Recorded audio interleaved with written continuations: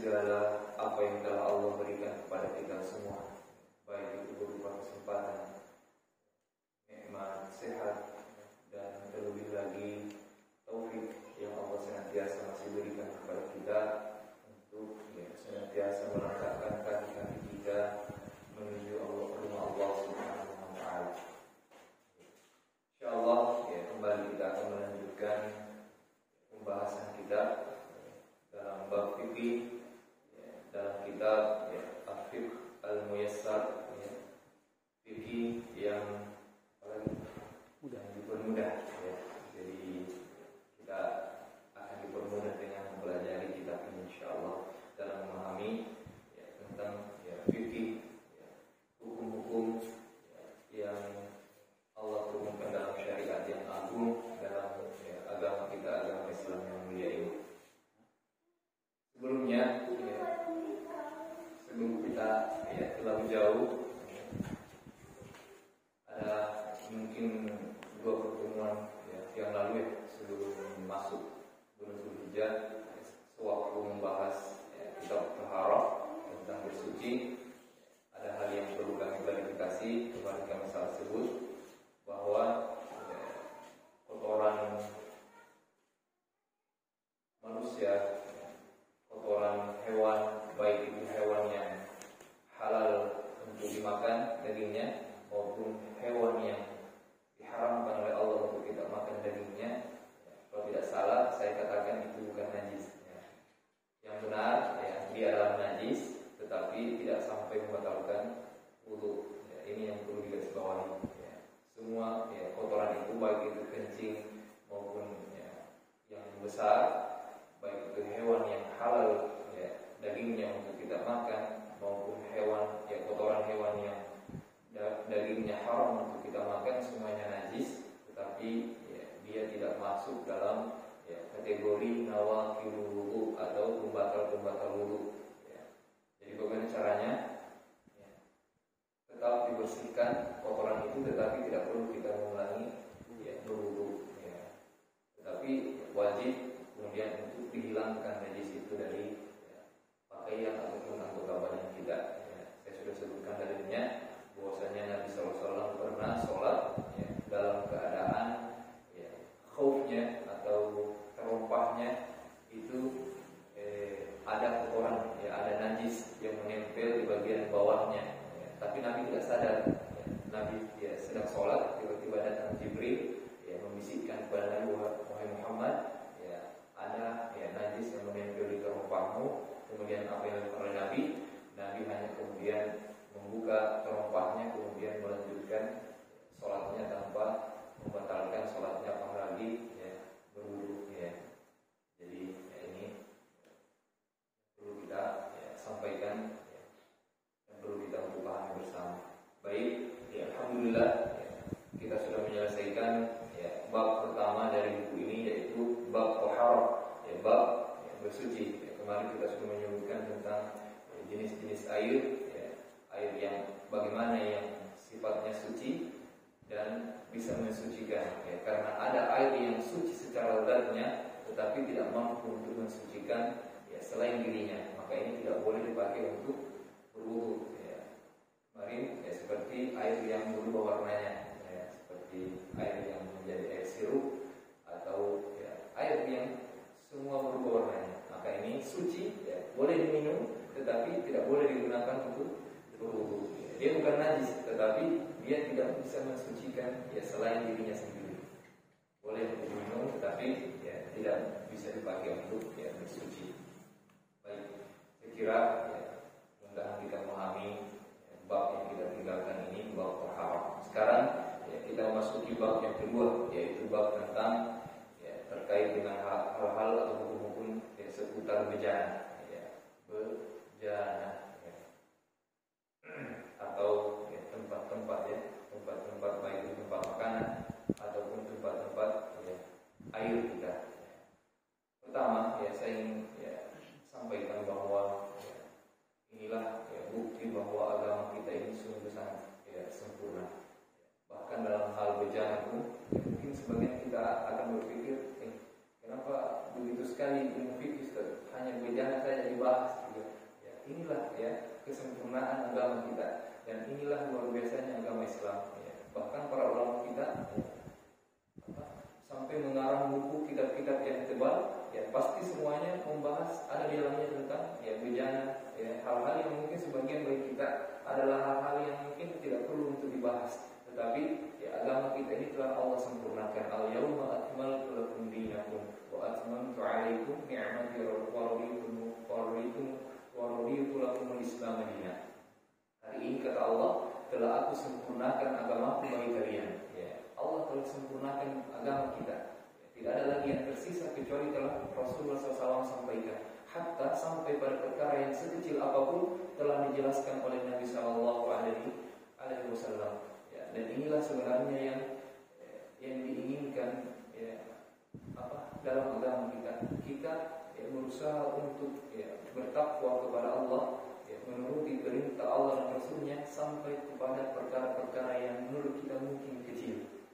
Bukan hanya perkara-perkara yang besar, tetapi ketakwaan itu, ketakwaan seseorang atau keberhati-hatian seseorang, bisa kita ukur bagaimana dia memperlakukan sesuatu yang mungkin sebagian bagi sebagian besar manusia adalah sesuatu yang kecil.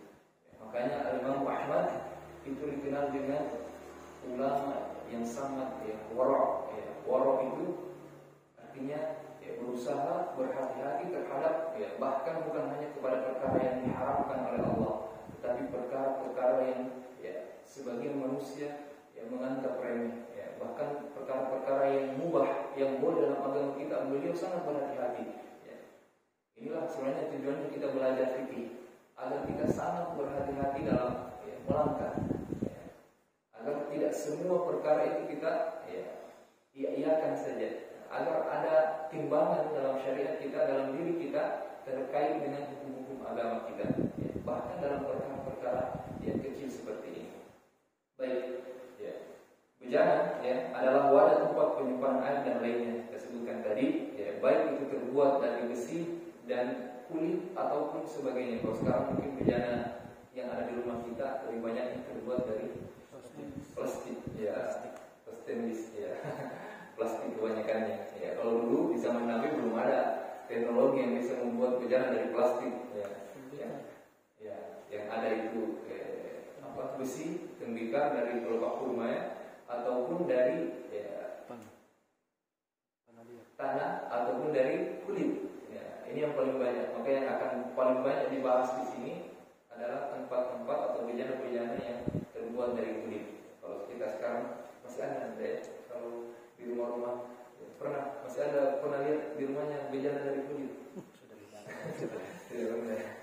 Plastik itu banyak. Saya pernah lihat di rumah nenek saya, tapi di filmnya Brahma Kumbara. Dipisah. Baru tahu neneknya. Dipisah belum menerang. Baik. Jadi ini kita akan sebutkan. Jadi hukum asal bejana, itu adalah mubah, semuanya boleh, sampai ada dalil yang menunjukkan bahwa bejana itu diharamkan oleh agama kita. Jadi hukum asal bejana itu adalah semuanya mubah, boleh, sampai kita ketahui ada dalil yang melarang kita untuk memakai bejana tersebut.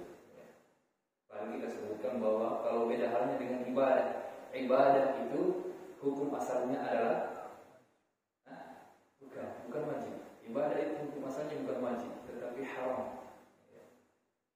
Hatta sampai ada dalil yang menunjukkan bahwa ibadah itu disyariatkan dalam agama kita. Itulah ibadah. Ibadah, semua ibadah yang kita lakukan hukum asalnya adalah diharamkan. Kalau kecuali ada dalil yang menunjukkan bahwa ibadah itu diperintahkan oleh Allah Subhanahu wa taala. Bagaimana cara memahaminya? Ini agar kita kemudian terhindar dari perkara bid'ah. Makanya ulama kita memberikan definisi bahwa hukum ibadah asalnya adalah haram, sampai ada dalil yang menunjukkan bahwa ibadah itu diperbolehkan. Maka jangan coba-coba melakukan ibadah yang kita mungkin ragu ini ada dalilnya atau tidak, ya. Karena ini kita akan terjatuh kepada perkara yang haram, ya. Yang wajib tadi adalah ibadah yang diwajibkan seperti sholat lima waktu, itu hukum asalnya wajib. Tapi ibadah secara umum, ya, kalau yang wajib jelas, ya, sholat lima waktu itu hukum asalnya jelas wajib, ya. Tapi dia sudah keluar dari tadi dari hukum asalnya. Kenapa kita katakan sholat lima waktu hukumnya wajib?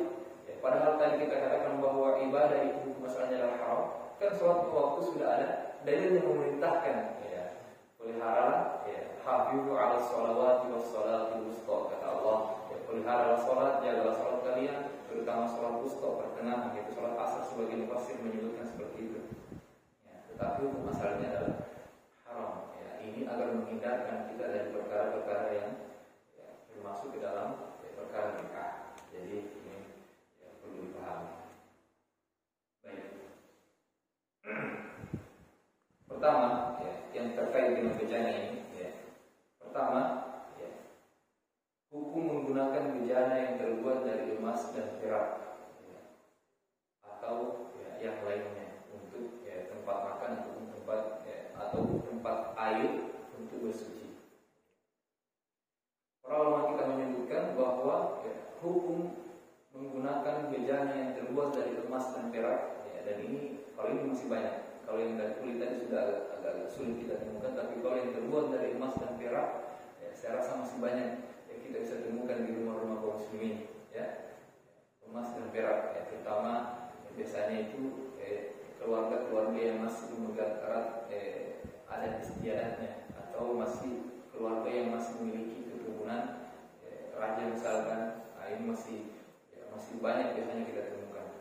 Para ulama kita menyebutkan satu hadis yang menunjukkan haramnya yang menggunakan emas dan perak untuk sebagai tempat makan ataupun tempat minum. Dalilnya Nabi SAW bersabda, "La tashrabu fi aniyatil dhahabi wal fiddah." Ya, jangan kalian meminum dari bejana atau tempat minumnya yang berasal dari emas dan perak. Wala ta'kulu fi sihafiha, ya, dan jangan kalian memakan bejana dari tempat yang terbuat dari bejana dan ya, perak pula. Fa innaha lakum fid dunya wa lakum fil akhirah. Alasannya kenapa? Ya, salah satu alasannya yang disebutkan dalam hadis ini karena emas bejana yang terbuat dari emas dan perak itu dihalalkan bagi orang-orang kafir di dunia, tetapi mereka tidak akan mendapatkannya di akhirat. Adapun kita kaum muslimin, Allah haramkan bagi kita di dunia, nanti di akhirat ya Allah akan mempersilahkan dan membolehkan kita untuk memakainya, ya baik itu sebagai tempat makan, minum ataupun ya yang lainnya pada hari kiamat, ya, di akhirat kelak. Nah, ini hadis diriwayatkan oleh Muttafaqun alaih. Sebelumnya ya, sebagai tambahan ya, faedah bagi kita dalam ilmu hadis, ya, sering kita mendengar mungkin istilah Muttafaqun alaih, tapi tidak banyak dari kita yang memahami apa itu Muttafaqun alaih. Kalau yang kita kenalkan ada Imam Muslim, hadis riwayat Imam Bukhari, hadis riwayat Ahmad atau Tirmidzi atau Ibnu Majah dan lain sebagainya. Kalau Muttafaqun alaih, siapa sebenarnya ini yang disebut dengan Muttafaqun alaih? Ya, ada yang bisa hadis yang para ulama bagi kesamaan. Salah satu definisinya, tetapi itu masih terlalu umum. Ya, ada yang lebih khusus lagi. Ya. Hasil mufakat, ya, betul. Ya, jadi muttafaqun alaih, muttafaq itu artinya sepakat. Ya. Ittafaqna, kita telah sepakat alaih atas hadis tersebut. Tetapi ya, yang dimaksud dengan bersepakat di sini bukan semua ulama, tetapi secara khusus yang dimaksud di sini bersepakat hanya dua orang ulama besar, yaitu Imam Bukhari dan Imam Muslim. Inilah yang disebut dengan muttafaqun alaih. Ketika Imam Bukhari dan Imam Muslim sepakat tentang hadis tersebut. Tetapi ya, kenapa para ulama kita terkadang menyebutkan hadis ini diriwayatkan oleh Imam Bukhari nomor sekian dan juga diriwayatkan oleh Imam Muslim di nomor sekian. Duluannya disebutkan, tetapi kenapa tidak disebut muttafaqun alaih? Padahal sama-sama meriwayatkan. Perbedaannya, ketika ulama memisahkan nama ini, dua nama besar ini, Imam Bukhari dan Muslim menyebutkan dalam tempat berbeda, tapi hadisnya sama, berarti ya, lafaznya berbeda. Lafaz di Imam Bukhari lain, lafaznya di Imam Muslim juga lain, maka disebutkan secara terpisah riwayatnya. Tetapi ya dimaksud dengan muttafaqun alaih adalah ketika keduanya sepakat ya tentang lafaz hadis tersebut. Ya. Ini disebut dengan muttafaqun alaih. Dan ijma' para ulama hadis yang menyebutkan bahwa ya, ketika disebutkan bahwa ini hadis riwayat muttafaqun alaih, maka tidak ada boleh mengatakan bahwa hadis itu lemah. Ulama kita sepakat bahwa ketika diriwayatkan oleh muttafaqun alaih, disebutkan muttafaqun alaih, sepakat Imam Bukhari dan Imam Muslim, maka ya, tidak ada lagi yang boleh mengoreksi hadis tersebut. Karena ini sudah kesepakatan para ulama kita. Makanya ya, para ulama kita sebagian besar mengatakan bahwa kitab Imam Bukhari, Sahih Bukhari itu adalah kitab yang tersahih kedua setelah Al-Quran, yang hanya sedikit sekali hadis-hadis yang dhaif di dalamnya. Kenapa? Ya, karena ya, kehati-hatiannya Imam Bukhari dalam yang meletakkan hadis tersebut. Baik, itu sekedar ya, tambahan bahwa kalau disebutkan muttafaqun alaih berarti hadis riwayat Bukhari dan Imam Muslim, dan mereka bersepakat terhadap lafaznya hadis, ya, redaksinya hadis tersebut. Ya, kalau ada perbedaan hanya sedikit sekali. Ya. Baik. Ya, dan itu hadis tingkatan derajat hadis yang paling tinggi. Ya, kemudian di bawahnya Imam Bukhari, ya, kemudian di bawahnya Imam Muslim. Baik. Kita sudah sebutkan tadi bahwa haram menggunakan emas dan perak sebagai bejana untuk baik itu untuk makan ataupun untuk minum. Ya. Bahkan pernah diriwayatkan dalam sebuah riwayat bahwa Imam Ahmad pernah diundang dalam sebuah hajatan. Ya. Tatkala beliau sedang duduk, ya, sudah disuguhi makanan dan minuman, ya, tiba-tiba beliau ya, melihat ya, bejana tersebut atau hidangan itu tempatnya berasal dari emas dan perak. Beliau langsung ya, pulang, tidak melanjutkan yang menghadiri kegiatan tersebut. Dan ini ya, pengharamannya ya, cukup berat. Ya, maka ya, tapi saya kira ya, kita bukan ini juga kalau saya tidak mampu membeli bejana dari perak, ya, lebih baik saya berikan kalung untuk istri saya. Ya. Baik. Bagaimana kalau bejana untuk sekedar dipakai air disimpan untuk bersuci? Apakah juga haram? Ya, para ulama kita mengatakan ya, diperbolehkan kalau hanya sekedar untuk dipakai airnya untuk bersuci, ya, berwudu, ya, misalkan sebagai ya, kalau bahasa Inggrisnya gumbang, ya, guci, ya, untuk tempat air sebagai tempat berwudu, ya, maka ya, diperbolehkan. Plastik. Tandon emas. Ada tandon emas warnanya. Baik. Kemudian yang kedua, ya, hukum menggunakan bejana yang tidak keseluruhannya terbuat dari emas dan perak, tetapi hanya ya, ada berupa tambalan yang berasal dari bahan perak ataupun emas.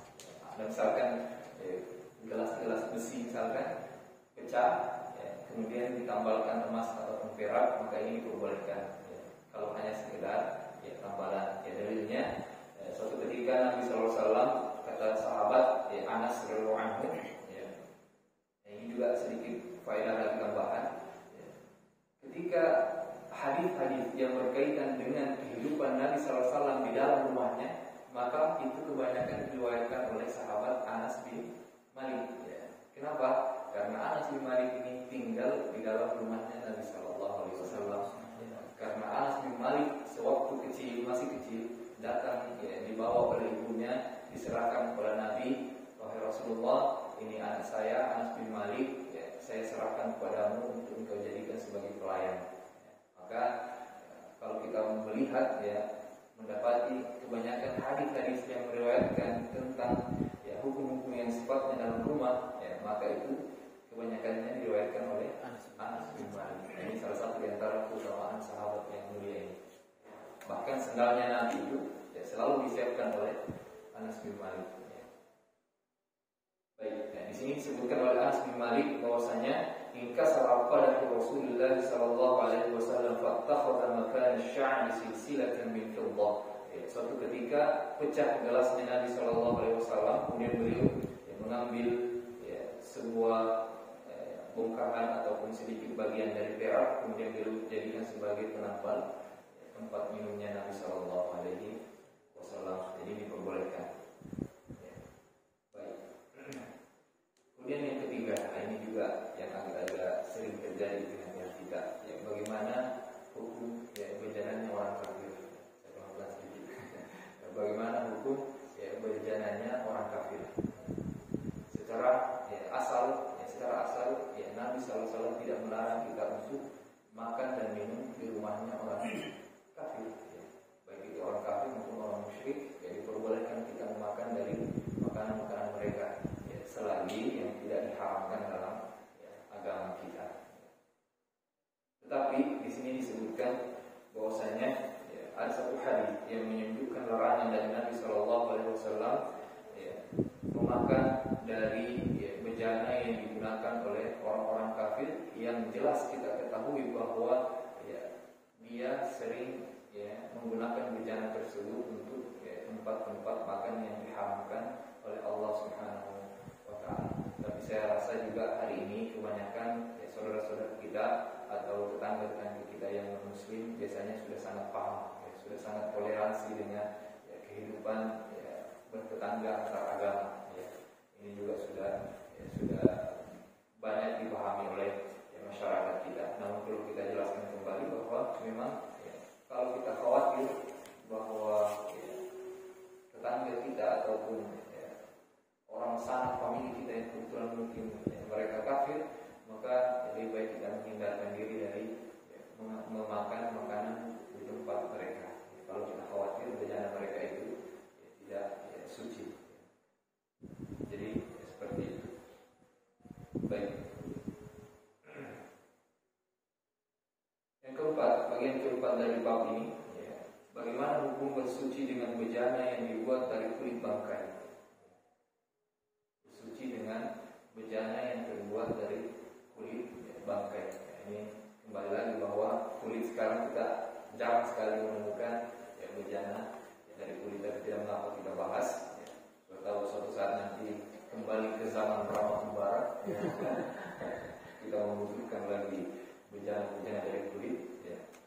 Pertama, bahwa kita pahami dulu bangkai itu apa. Bangkai adalah hewan yang meninggal tanpa bukan hanya disembelih, tapi tidak disebutkan nama Allah Subhanahu wa Ta'ala. Baik, biar hewan disembelih tidak meninggal, dan kalau dia disebutkan nama Allah, maka dia menjadi bangkai. Baik itu sembelihan yang tidak disebutkan nama Allah ataupun hewan yang mati begitu saja tidak disembelih, maka ini masuk dalam kategori bangkai. Maka semua bangkai itu haram untuk dimakan kecuali bangkai lautan. Tidak hanya ikannya, semua bangkai lautan. Baik itu guritanya, baik itu ubur-uburnya, mungkin kalau ada makan ubur-ubur, semuanya bangkai lautan itu halal untuk dimakan. Inilah yang dimaksud tadi bahwa kadang ada pengecualian dalam agama kita. Semua bangkai yang di darat itu haram untuk dimakan. Biarpun hukum asal dari hewan atau daging binatang tersebut halal seperti sapi. Halal kan, sapi kan halal. Tapi kalau dia berubah menjadi bangkai, maka haram untuk dimakan.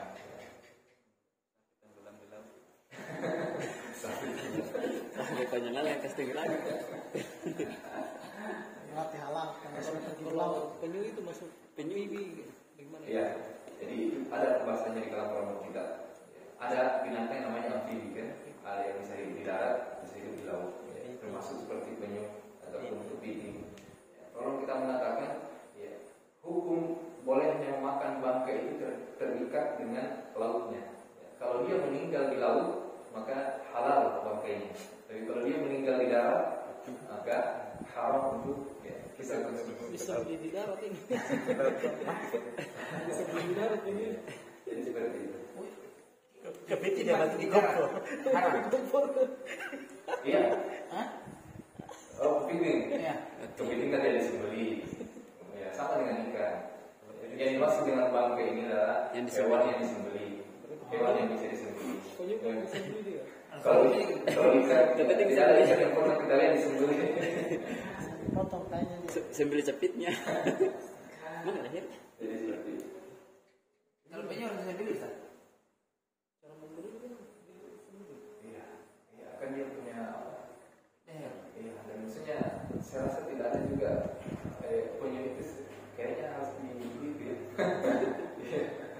Ini harus kita cari tahu hukumnya kembali. Ya, saya juga belum paham karena Jangan Rasulullah ada punya Maksud dia tidak Islam. tidak dibahas tadi. Dilewatkan. kita lanjutkan. Ya, kalau jawabannya Ustaz Syafiq, ya ketika ditanya bagaimana hukum makan buaya, jangan kayak ikan di rumah. Mungkin saya bisa jawab sekarang bagaimana hukumnya makan punya Ustaz, ya jangan kayak ikan di rumah. Masih ada sapi. Masih ada daging. Lagi. Baik, nanti kita cerita kembali dengan saatan penyu.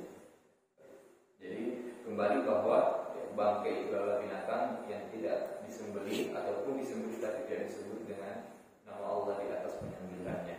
Ya, bangkai amfibi kalau dia mati di laut maka dia halal, kalau dia mati di darat maka dia menjadi haram.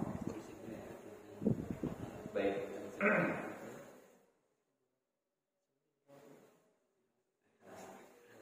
Kembali tadi masalah kulit bangkai. Kalau sampai lupa. Kasih kita. Bagaimana ya hukum menggunakan bejana dari bangkai, kulit bangkai. Maka ulama kita menyebutkan bahwa kalau kulit bangkai adalah berasal dari hewan yang dagingnya halal untuk kita makan seperti sapi, meninggal kemudian diambil kulitnya, maksudnya menjadi bangkai, jadi sembelih dalam keadaan disebut nama Allah, kemudian ada yang mengambil kulitnya, kemudian disamak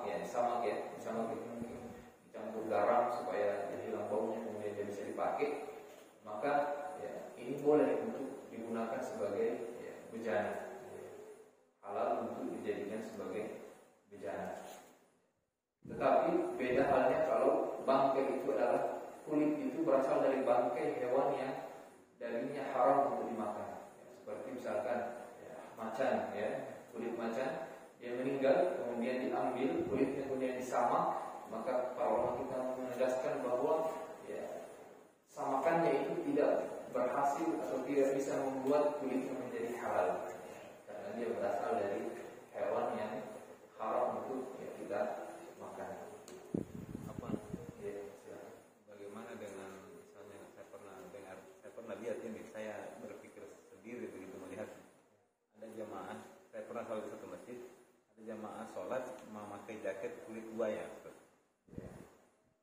Nah, saya begitu lihat itu beliau itu timbul pertanyaan, bagaimana sholatnya orang ini ya, sedangkan jaket yang dipakai itu kan kulit dari binatang haram. Buayanya ada tidak? Kulit buaya. Bukan hanya Saya lihat saja. anunya atau apa? Entah itu walau alam asli atau bukan, tapi timbul pertanyaan dari saya begitu melihat, saya lihat kayak kulit buaya atau Pertama, saya katakan tadi bahwa jangankan dipakai untuk sholat itu kulit yang berasal dari bangkai hewan yang diharamkan untuk dimakan, maka tapi ini tadi kan kita bahas masalah bangkainya. Bagaimana kalau tapi kan tidak ada buaya yang tidak jadi bangkai, karena tidak ada buaya yang disembelih atas nama Allah. Atau pernah dapatkan? Saya kurban kamu. Saya kurban buaya. berarti otomatis haram. Tapi ini kita perlu jelas dulu masalah buaya, apakah dia haram atau tidak. Misalkan dia kan ada juga buaya yang hidup di laut. Hanya saja kita perlu berhati-hati bahwa ada hadis yang melarang kita untuk mengkonsumsi daging hewan yang bertaring. Buaya kan termasuk binatang buas, bahkan juga bertaring.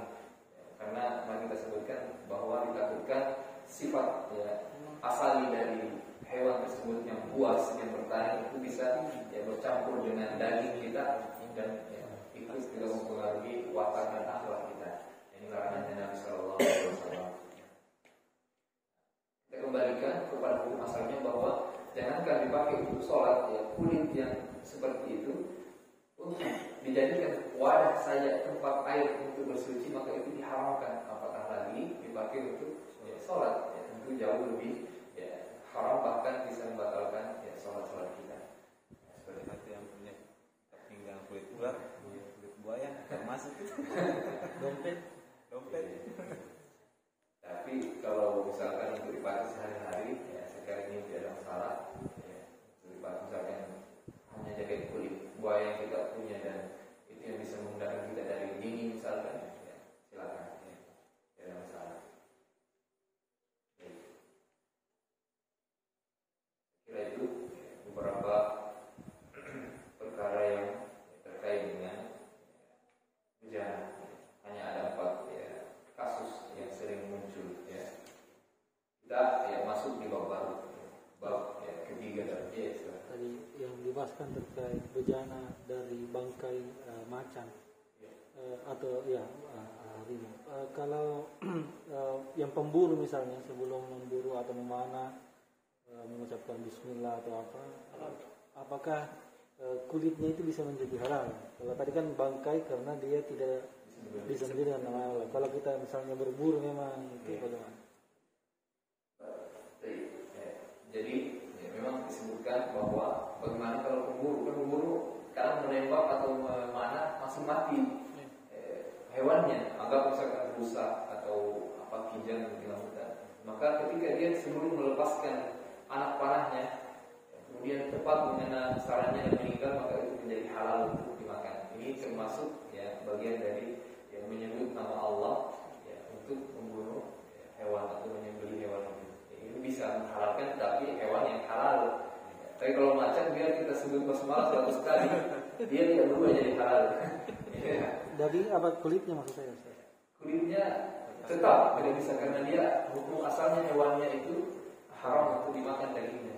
Beda halnya kalau hewan yang halal darahnya, dagingnya untuk kita makan, maka dia walaupun menjadi bangkai, tidak disebut nama Allah, kemudian diambil kulitnya kemudian disamak, maka itu menjadi suci, bersih, suci, bukan hanya bersih suci. Tapi kalau hewan yang haram dagingnya untuk dimakan, ketika disamak pun, itu tidak bisa mensucikannya.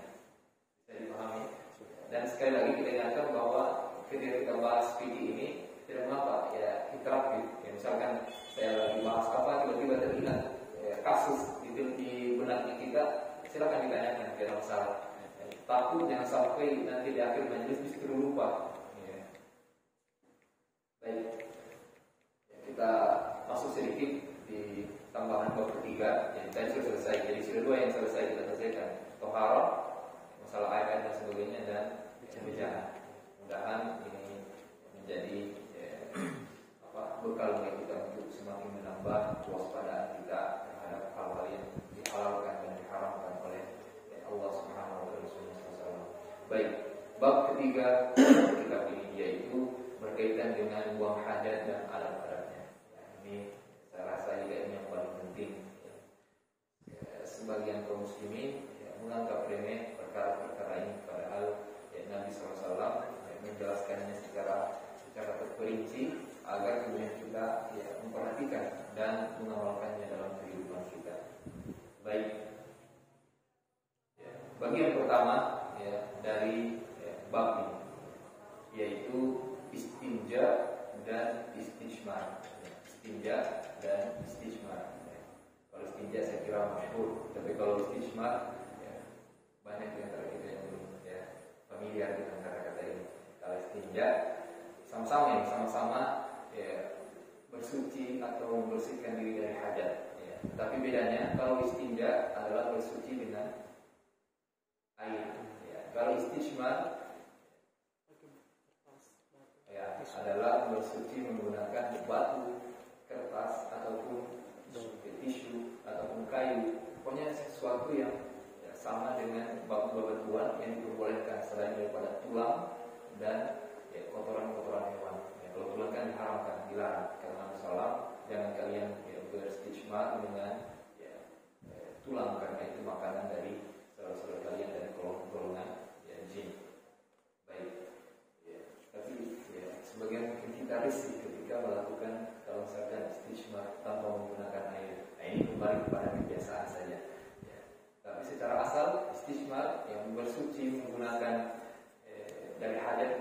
menggunakan batu itu dibolehkan. Bahkan ya, dia ya, misalkan ya, ada di antara kita ya, yang tidak bisa kena air ataupun memang tidak mau bersuci dengan air, misalkan orang-orang Jepang itu ya, atau orang-orang yang sudah terbiasa menggunakan tisu ya, maka ya, itu sudah dianggap sah bersuci walaupun dia tidak menggunakan air meskipun ada air ya, beda dengan wudu dengan tayamum ya, kalau tayamum kan ya, kata Nabi SAW tidak Allah ilma batal tayamum, kalau sudah mendapatkan air batal tayamum, tidak boleh lagi berlaku ini tayamum, langsung harus berwudu kalau ada air. Tapi kalau istinja dan istijmar ya, bersuci dengan air ataupun bersuci dengan batu, maka ini boleh kita memilih ya.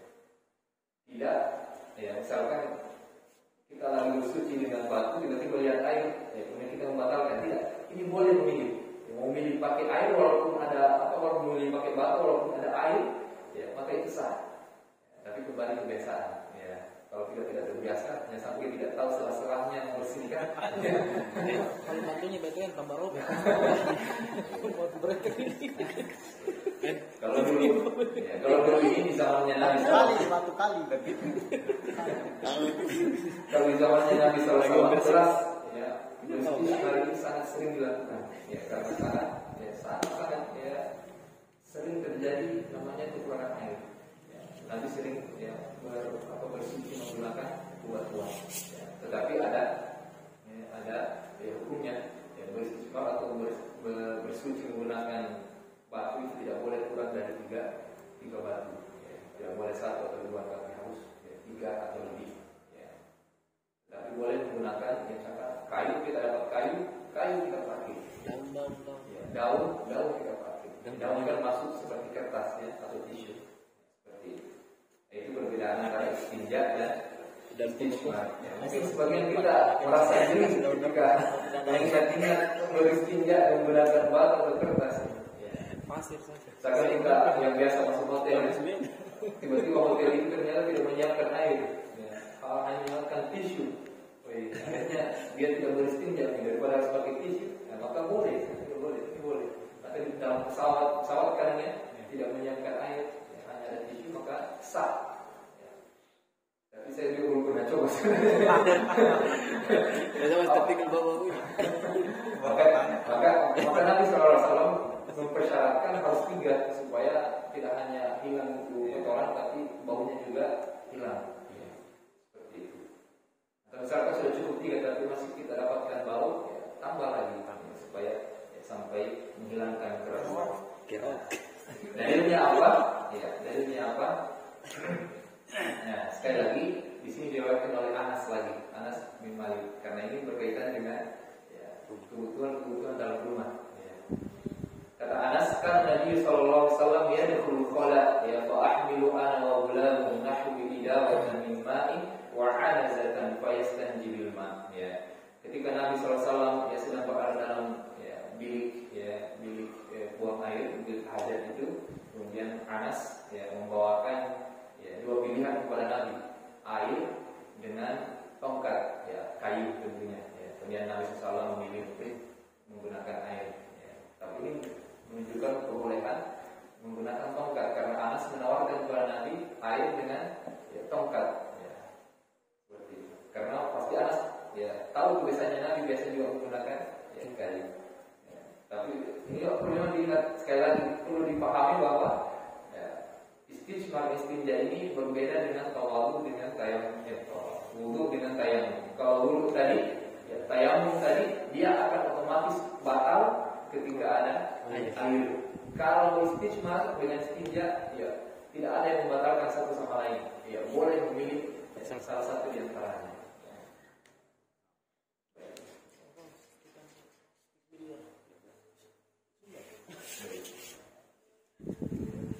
Tetapi di sini ya, penulis kitab mengatakan dan menggabungkan keduanya istinja dan istijmar itu lebih utama, lebih afdal ya.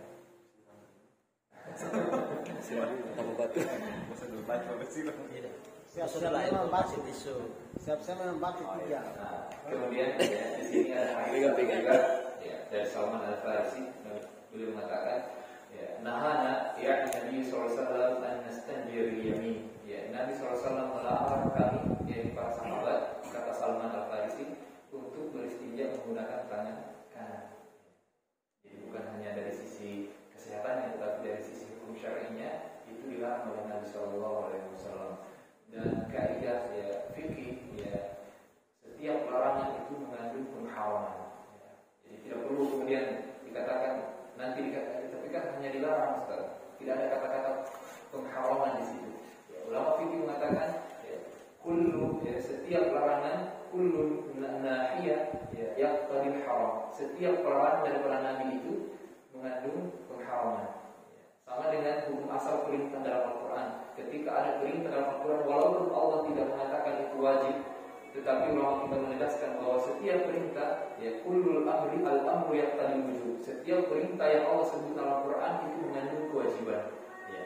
Sampai apa? Sampai ada dalil yang menunjukkan kepada kita bahwa ini makruh, ya, ini sunnah. Ya, tetapi hukum asalnya wajib perintah. Ya. Kalau larangan hukum asalnya haram. Ya, sampai ada dalil yang mengeluarkan ya selain daripada itu dari keharaman ya, larangan tersebut. Ya, seperti itu. Ya, seperti larangan Nabi SAW terhadap wanita untuk mengikuti jenazah menuju kuburan. Ya, itu kan ada hadisnya. Dikatakan bahwa ya, kami dilarang oleh Nabi SAW untuk ya, para wanita mengikuti jenazah sampai kepada kuburannya.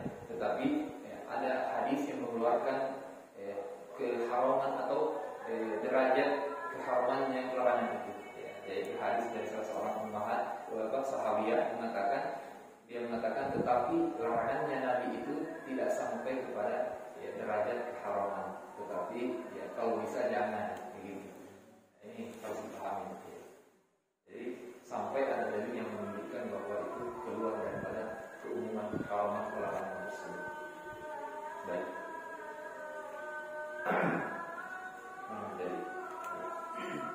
Di sini ya, Nabi SAW kata Salman melarang para sahabat untuk ya, beristinja menggunakan tangan kanan. Ini terkadang kita temukan ada yang beristinja dengan tangan kanan. Ya. Saya juga kemarin ya sempat ya, karena kan namanya kita membersihkan anak-anak ini terkadang harus main ya, kiri kanan, dia lari-lari lah. Ya. Tapi alhamdulillah ya, setelah saya dapati hadis ini saya mulai berhati ya, saya sembunyikan dulu tangan kiri kalau membersihkan anak-anak. Ya. Tangan kanan. Saya mau tes saja ini. Dia perhatikan dia masih ya. Jadi sama sih. Kemudian Salman melanjutkan wa an-nastanjiya bi aqalla min thalathati ahjari, dan juga Nabi melarang kita untuk ya beristinja kurang dari 3 batu ya, seperti yang kita sebutkan tadi. Wa an-nastanjiya bi raji'in aw 'azmin, dan Nabi melarang kita untuk beristinja dengan kotoran hewan ataupun tulang ya, yang kita sebutkan tadi. Ya. Ustaz, tidak mungkin ada orang beristinja dengan kotoran hewan.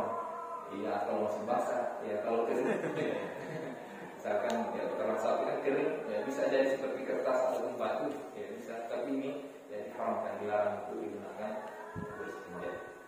Baik. Bagian kedua dari buang hajat ini. Yang kedua, hukum menghadap dan membelakangi kiblat saat buang hajat. Ya.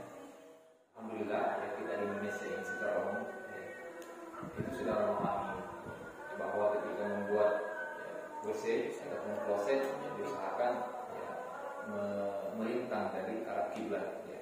Kita dilarang menghadap kiblat, kita juga dilarang membelakangi kiblat. Maka yang benar adalah ya, melintang, ya, menghadap ya, ke sana atau ke sana. Walaupun ya, ada sebenarnya pengecualian dari para sahabat, pernah menyebutkan bahwa salah seorang sahabat ya, kalau tidak salah Ibnu Umar ya, pernah ya, didapati oleh sahabat lain dia buang hajat dan menghadap ke kiblat. Kemudian ditanya, ya Abu Abdillah, ya punyanya Ibnu Umar, bukankah ini sesuatu yang dilarang oleh Nabi SAW? Kemudian Ibnu Umar mengatakan, yang dilarang oleh Nabi menghadap ke kiblat saat buang hajat itu ketika kita berada di daerah terbuka, ya, yang tidak ada menghalangi kita. Ya, dulu kan sering ya, kayak misalkan safar, ya, Nabi safar itu harus ya kata Ibnu Umar, tapi kalau di dalam ada yang membatasi antara kita dengan kiblat, misalkan ada tembok, ya, atau dalam kamar mandi, maka di sini ada pembolehan menurut Ibnu Umar. Tetapi penulis buku ini mengatakan walaupun ada pembolehan seperti itu, ya, yang lebih berhati-hati, yang lebih afdol, yang lebih utama adalah sebisa mungkin kita menghindari perkara tersebut.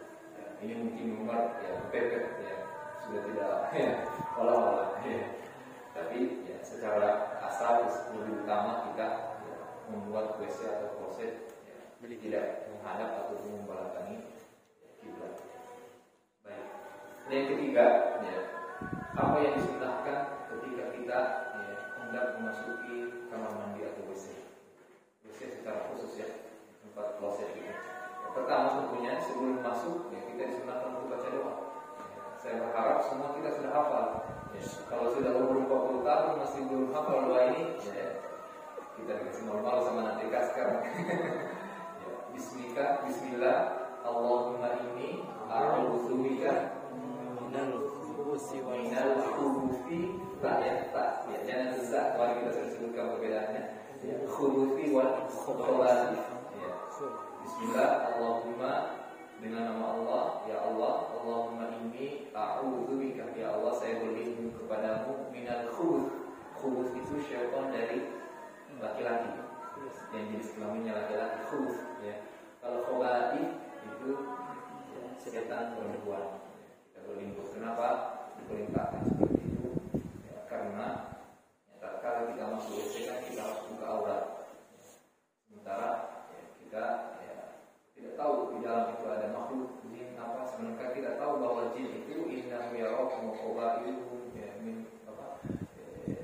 mereka itu kata Allah dari tempat ya, mereka itu bisa melihat kalian, tapi kalian tidak bisa melihat mereka. Artinya selain kepada manusia, kita juga diperintahkan oleh syariat kita untuk menutup aurat dari ya, golongan jin. Maka ketika kita berlindung kepada Allah sebelum masuk kamar mandi dan membuka aurat kita, maka itu akan menjadi penghalang bagi mereka untuk bisa ya, menyaksikan aurat kita.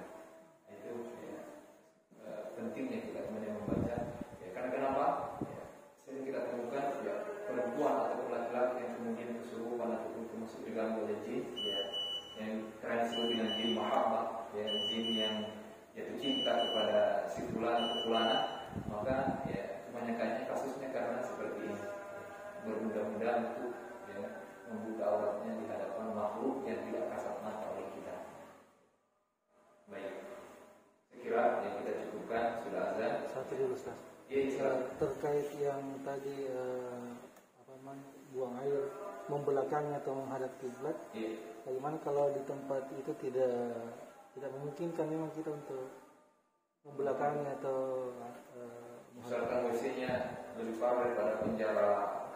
Ya, soalnya saya sering temui di bandara-bandara biasa yang kayak di tempat sana itu dia membelakangi. Sementara kalau kita misalnya buang air kecil, kita miring sedikit kan kelihatan dari samping. Kalau kita miring kan kelihatan dari samping. Oh, dikasih belok. Ya, pertama Dikasih belok. Kondisinya dalam kondisi yang darurat. Ya, ini masuk dalam kondisi darurat. Ya, kaidahnya Allahu tubihu al-mahdhurat. Ya, darurat Dikasih belok sedikit. membolehkan sesuatu yang diharamkan. Itu yang pertama, kondisi kita darurat. Yang kedua, memang tadi ada pembolehan kalau ada sekat yang menghalangi kita dari kiblat, ada dinding. Ya. Yang tadi, yang keumumannya tadi, ketika kita buang air misalkan, dulu kan tidak ada yang namanya bangunan WC dulu ketika di lapangan pasir, tidak ada. Ya. Nah, hanya dulu ada riwayat ya, Nabi SAW. Ya, ini juga diantara mukjizatnya Nabi. Salah menyebutkan ketika Nabi ingin buang hajat, tiba-tiba Nabi melihat ya, jauh sekali pohon, ya. Tapi ternyata ya, dengan ya, mukjizat yang Allah berikan, pohon itu kemudian mendekat kepada Nabi, kemudian menutupi auratnya Nabi SAW. Ini hanya Nabi yang bisa begini. Nah, pohon ya pada intinya kondisi-kondisi seperti itu tidak apa-apa, insya Allah. Tapi kalau ada tempat yang lebih bagus, yang lebih memungkinkan untuk kita, maka ya, kita tentu memilih yang lebih utama. Tapi kalau harus memilih itu, tidak ada masalah. Ya. Baik, kita tambah sedikit. Tadi kan masuk, ya, kemudian ketika keluar kita disunahkan untuk membaca doa Ghufranaka, baik, ya Allah ampunilah saya. Nanti kita bahas kenapa mesti kita beristighfar, maksudnya apa hikmah kenapa mesti kita kok habis buang air kita mesti beristighfar. Ya, insyaallah nanti kita lanjutkan supaya ada rasa-rasa penasaran supaya Abu Bilqis tidak lagi kemana-mana. Baik, menunda perjalanan dinas. Ya, baik. Demikian apa yang bisa kita sampaikan. Mudah-mudahan Allah menambahkan kita ilmu yang memberikan kita petunjuk untuk mengikuti yang benar, ya, dan menjauhi segala apa yang dianggap salah oleh syariat kita. Demikian, subhanallah wa bihamdihi, asyhadu an la ilaha illa anta, astaghfiruka wa atubu ilaik, wa aqulu da'wana alhamdulillahi rabbil alamin. Wassalamualaikum warahmatullahi wabarakatuh. Waalaikumsalam.